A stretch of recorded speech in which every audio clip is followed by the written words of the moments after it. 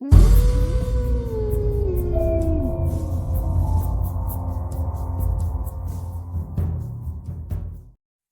कहानी के लेखक है ज्ञान तिवारी। मैं इस कहानी की सूत्रधार हूँ और मेरा नाम शायद ही कोई ऐसा हो जिसने ना सुना हो, क्योंकि मेरी कहानी तो बरसों से लोग सुनाते चले आए हैं अपने अपने अंदाज में, जिसका खौफ एक बड़ी सी हवेली के अंदर एक पुराने दरवाजे के पीछे हमेशा रहा है।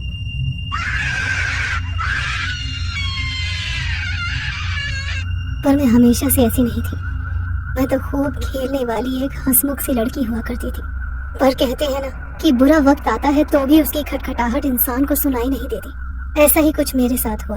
वो काली शाम जिसने मेरे जीवन को अंधेरे से भर दिया, मैं कभी नहीं भूल पाऊंगी, और ना ये हवेली जो भूल भुलैया बन गई है। मंजू अपने प्रेमी रविंद्र के साथ हवेली से दूर एक शांत वातावरण में एक घने पेड़ के नीचे सुनहरी शाम बिता रही है। रविंद्र के हाथों में किताब है और खुद रविंद्र भी उस किताब में डूबा हुआ है। मंजू रविंद्र को घूरती हुई कहती है, प्रेमिका पास में है पर फिर भी किताब को अपनी प्रेमिका बनाए बैठे हो और उसी में डूब गए हो, फिर मेरा यहाँ क्या काम है भला? मंजू, जैसे तुझे नृत्य में इतनी दिलचस्पी है वैसे ही मुझे किताबों में। अच्छा मुझे बताओ कि क्या नृत्य करते समय तुम्हें तिनका भर भी मेरा ख्याल आता है क्या? मंजू नाम में सिर हिलाती हुई हंस पड़ती है।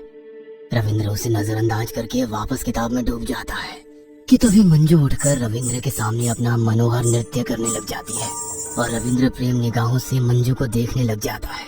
रविंद्र मंजू के नृत्य में खोया होता है कि तभी सहसा ऊपर आकाश में काले बादल छाने लग जाते हैं और धीरे धीरे पूरा आकाश गहरे काले रंग से ढक जाता है। बादलों के बीच से बिजली का कड़कना ऐसा लग रहा था मानो कोई गहरा संकट उभर कर आने वाला हो, और ठीक वैसा ही हुआ। महल से एक दासी नंगे पैर दौड़ते हुए मेरे पास आई और किसी बाबा के आने की खबर की और कहा, रानी जी बुलावा आया है, आप महल में वापस चले। कोई तपस्वी बाबा हैं जिनके लिए राजमाता चाहती है कि आप उनके दर्शन का सौभाग्य प्राप्त करें। ऐसा क्यों भला? और अभी तो हम रविंद्र के साथ है ना, और ऐसा क्या है उनमें जो हम उनके दर्शन करें? पता नहीं रानी जी, पर वो दिखने में बड़े ही भयानक से हैं। उनको देखो तो मानो ऐसा लगता है जैसे पूरे शरीर पर राख मल रखी हो। मंजू रविंद्र की ओर देखती है। रविंद्र मंजू को दासी के साथ जाते हुए देखता है। मंजू दासी के साथ महल में प्रवेश करती है। एक अतिथि का सत्कार कैसे करना चाहिए ये बात मंजू अच्छी तरह जानती थी, इसलिए मंजू ने बाबा को अपने हाथों से भोजन परोसा और स्वादिष्ट जलपान कराया। भोजन ग्रहण करते करते बाबा के मुख से चावल के कुछ दाने छूटकर फर्श पर गिरने लगे, तो वो उन्हें भी बटोर बटोर कर खाने लगे और फिर पूरा मुंह खोलकर पानी पीने लगे। मंजू को ये सब देखकर बड़ा अटपटा लगा, पर वो मुंह बांधे बैठी रही।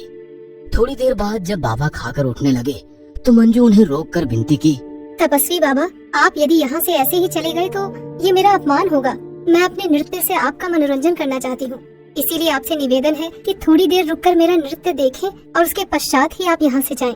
मंजू के मन में एक ही बात चल रही थी, तेरी वजह से मुझे रविंदर से अलग होना पड़ा। अब देख कैसे अपने नृत्य से तेरा मजाक बनाती हूँ। बाबा मंजू के मन में चल रही बात भाप गए। अनहोनी रोकने के लिए वो वहाँ से जाने लगे, पर मंजू ने नृत्य आरंभ कर उनका रास्ता रोक लिया। मंजू नृत्य करती जा रही थी और नृत्य करते करते वो बाबा के चारों ओर घूमने लगी। बीच बीच में वो फर्श को छूती और अपनी उंगलियां फर्श पर दबाकर उन्हें वापस अपने होठों से लगा लेती। यह देखकर बाबा को इतना क्रोध आया कि वे चिल्ला उठे, दुष्ट अभद्र लड़की, एक तपस्वी से कैसे पेश आते हैं तुझे ये तक किसी ने बताया नहीं। आरंभ में तो तूने अपने व्यवहार से मेरा हृदय प्रफुल्लित किया था, परंतु मेरे भोजन खाने के तरीके को लेकर तूने मेरा इतना घोर अपमान किया, वो भी अपने नृत्य नाटक के जरिए। मंजू भयभीत होकर पीछे हटने लगती है। ऐसे अक्षम्य अपराध की क्षमा नहीं होती लड़की, इसलिए जा, तुझे श्राप देता हूँ।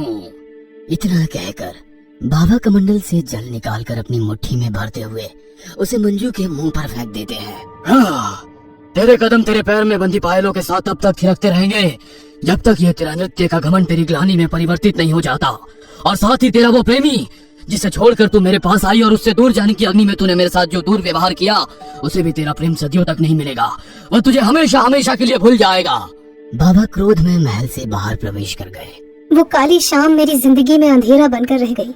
मंजू सहसा अपने आप नृत्य करने लगी और नृत्य करते करते वो महल के अंधेरे कमरे में जा पहुंची, जहाँ ना तो उसके पांव रुके और ना पायलों की छनक।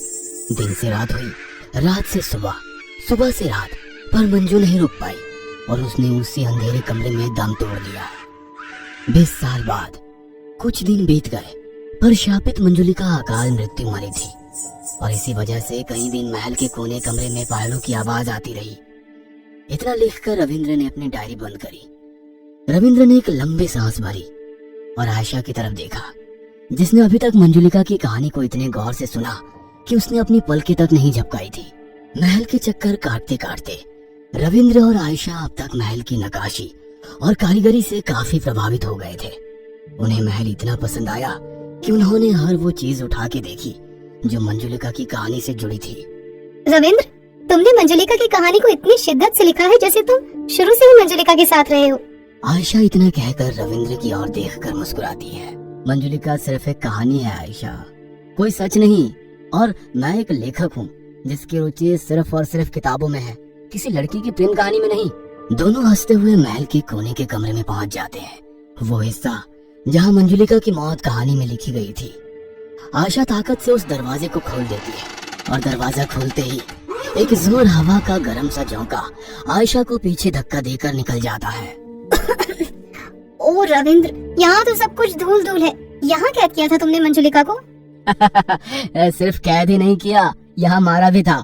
आयशा मुड़कर रविंद्र को देखती है, उसकी आंखों में गुस्सा है। क्या हुआ आयशा? कुछ नहीं रविंद्र।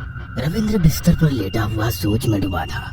कभी कभी हमारे लिखे किस्से, हमारी लिखी कहानियाँ सिर्फ हम तक सीमित नहीं रह जाती और कोई कहानी कभी झूठ नहीं होती।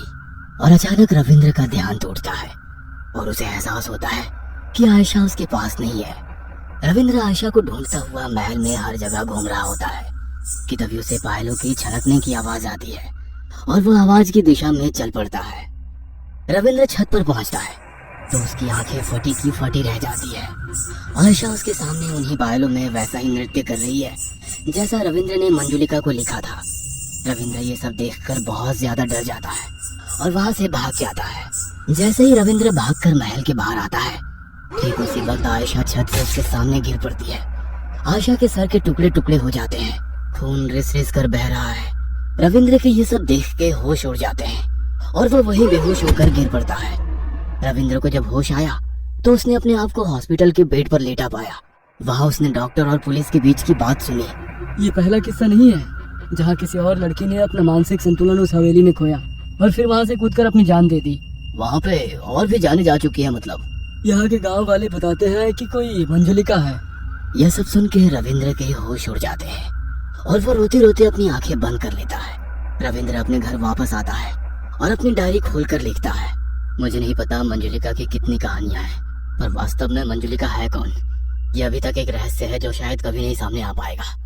इतना लिखकर रविंद्र अपनी डायरी बंद करता है तो उसकी नजर पहले पन्ने पर जाती है जिस पर लिखा हुआ है मंजुलिका वास्तविकता या भ्रम। रविंद्र डायरी बंद करके लेट जाता है। उसके दिमाग में अभी भी मंजुलिका चल रही है। धीरे धीरे रविंद्र की आंखें नींद में चली जाती है और रविंद्र के सोते ही उसके बेड के पास रखे आईने में एक औरत की छवि उभरने लगती है। आमी जे तुम्हार, शुद्ध जे तुम्हार, रविंद्र बाबू।